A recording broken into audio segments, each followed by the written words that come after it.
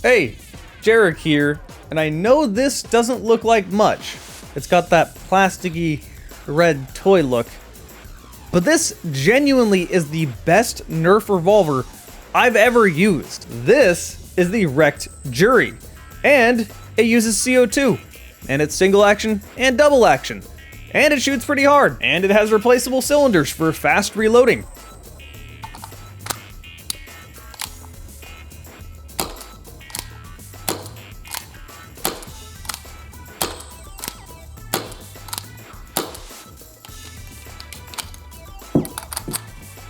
Yeah, this sounds really weak on my camera, but I promise you in person, it has that signature CO2 pop and is a lot stronger than it sounds here. This thing is basically everything I want in a Nerf Revolver, except for bright red. You can also get it in blue if you want. I personally would have preferred it to look more realistic, but at the same time, this is being mass-produced for only $50 on Amazon, and I certainly don't want a realistic-looking Nerf gun for only $50 on Amazon that parents will buy for their kids.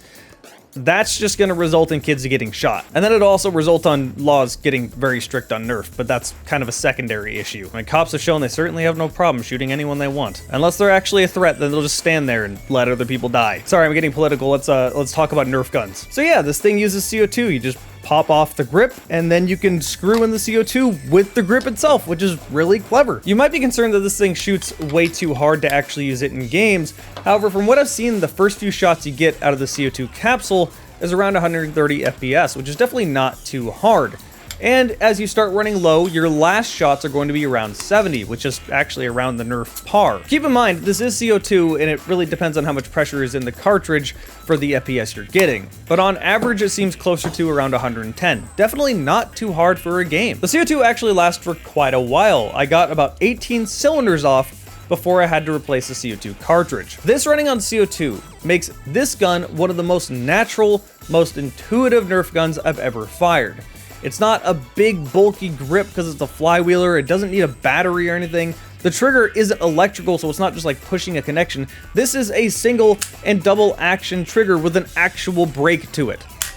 This will actually fit in a holster. This has decent performance, decent range, decent FPS. This is a perfect sidearm if you're going to games, but it's also the perfect gun if you just want to plink in your house. Like, I really cannot recommend this enough. It's also easy to reload. It will come with 2 cylinders by default. All you have to do is push this back and up, and then it pops out.